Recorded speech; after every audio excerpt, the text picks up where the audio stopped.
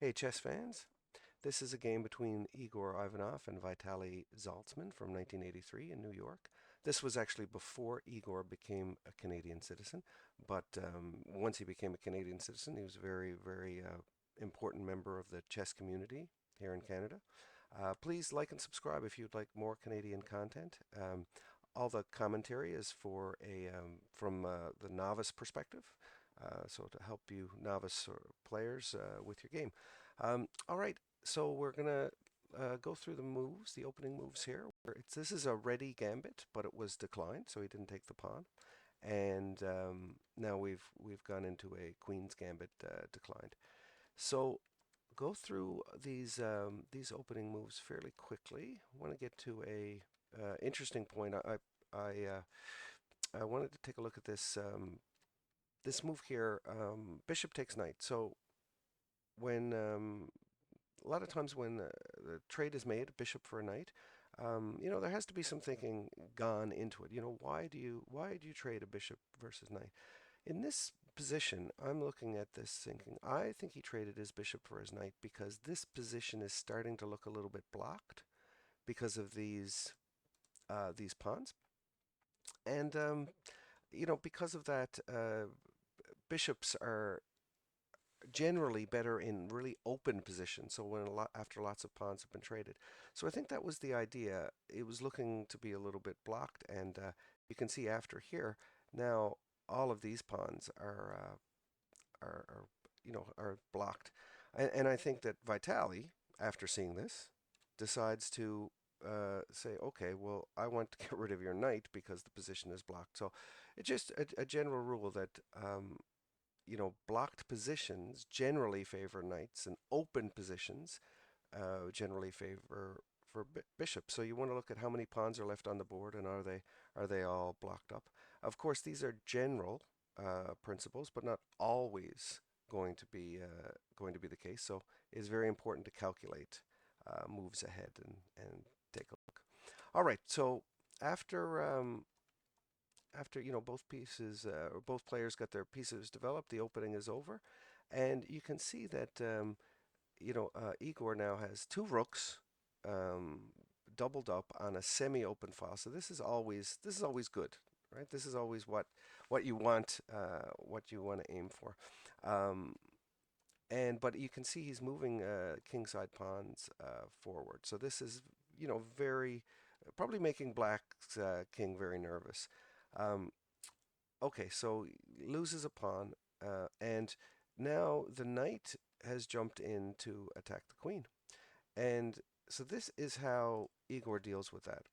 He sacrifices his rook for the knight. And then, after that, he sacrifices his rook for the bishop. Now, unbelievable. Two rooks for two minor pieces. Um, but it gets better. So there's a check here, and of course, um, white can't block with the rook because it would be checkmate because the knight is guarding this square. So he has to move the king into the corner, and now after pawn takes, this rook is now threatening the queen. And where does the queen have to go? Nowhere. So what does Igor do? Sacrifices the queen now. So after sacrificing two rooks, now he's going to sacrifice his queen for a rook. Now, why? Why?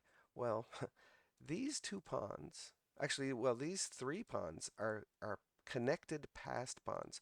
So Igor is thinking, well, I have these far enough on the board. There's enough support. I'm probably going to get my queen back. Okay, so um, you can see that right now Igor doesn't even want this rook because the queen would take it back, and that would, lower the chances, I guess, of his pawn storm actually working um, at this point in time. So, I mean, look at this. We've got four pawns now, four pawns here. One, two, three, four, and they're all passed pawns. So, even though it's a bishop and a knight here against a queen and a rook, looks can be deceiving.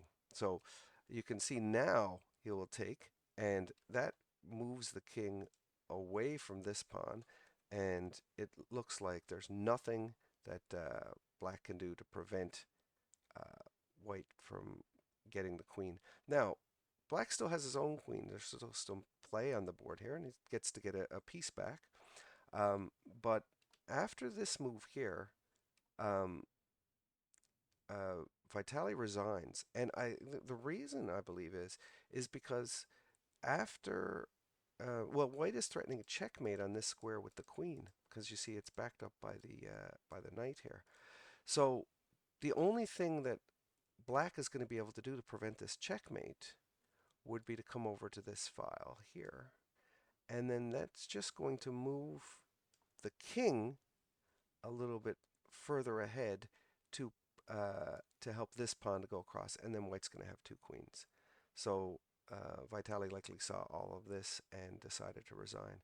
So just a wonderful game showing, you know, how beautiful, beautiful sacrifices can lead to wins. Now, I'd like to caution you, if you see an opportunity to trade both rooks for two minor pieces or your queen for rook, please do some calculation first.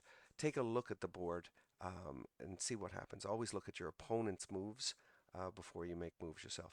Anyway, I hope you enjoyed this video. Please like and subscribe for more novice chess content. Thanks for watching.